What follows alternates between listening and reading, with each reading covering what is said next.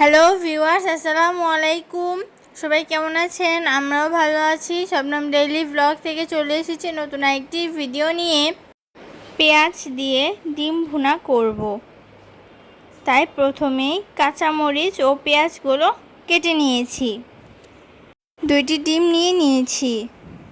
চুলায় কড়াই বসিয়ে তাতে তেল দিয়ে দিচ্ছি। তেলটা গরম হয়ে যাওয়ার পর কেটে রাখা কাঁচামরিচ ও পেঁয়াজগুলো দিয়ে দিচ্ছি।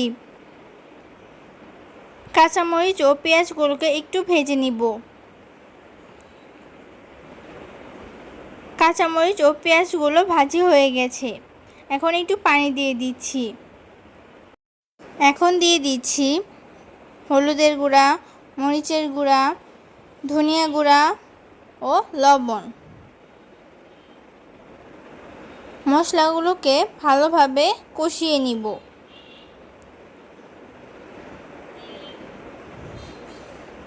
মশলাগুলো কষানো হয়ে গেছে। এখন 2টা ডিম ভেঙে দিয়ে দিচ্ছি।